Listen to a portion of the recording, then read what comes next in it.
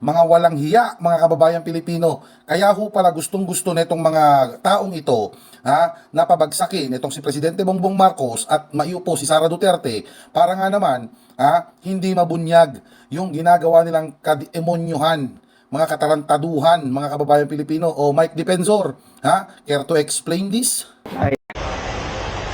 Dito ko daw sabi.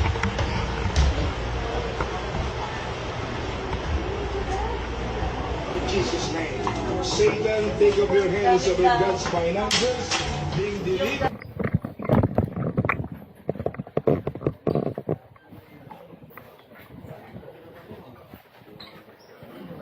Uy.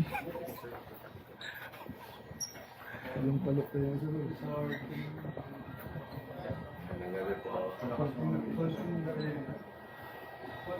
Kanino yan, sir? Kanino po yan?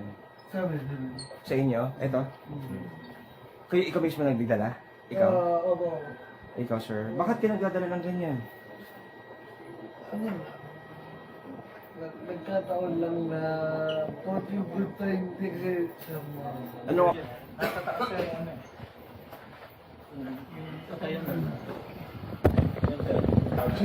Sir, pasok na sa loob. Diyan sir, sa pagkanan.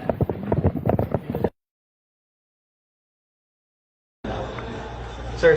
Excuse me. Hey, You cannot do that. stay there, stay. You cannot do it to me. Stay there. Why? This is a raid. This is NBI. Okay, Yeah. You cooperate, okay? You No, cooperate. no. That's- No. You cooperate, okay? No.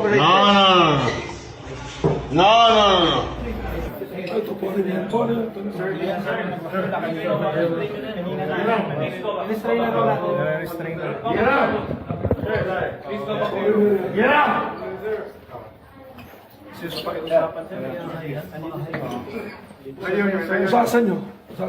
Okay.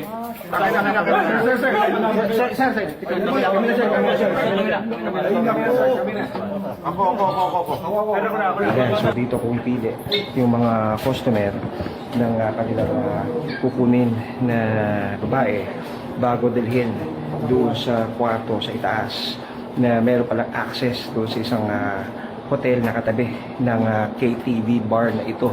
So, isa sa mga kapansin-pansin na nakita dito sa mga gamit ng umano'y bugaw na iniresto ng NBI ay itong pregnancy test na pinapagamit daw sa mga kababaihan na nasa kanyang pangangalaga. Ma'am, bakit may pregnancy test? Ha? Bakit may pregnancy test po kayo? Ano po yan, sir?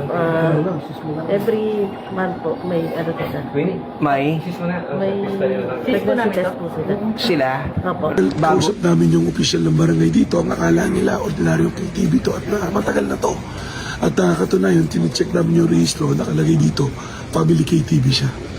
So, ang masama rito, mayroon pa kaming mga nakitaan dito na sa pribadong kwarto may dalang mga pinagbabawal na gamot. Kasama namin ng CSWD rito para i-rescue sila. No? So, tingnan namin kasi baka maaaring may mga minoridad din dito. So, ipoprocess natin at tutulungan natin sila to recover from the trauma na maaaring pinagdaanan nila dito sa lugar na ito. Anak ka ng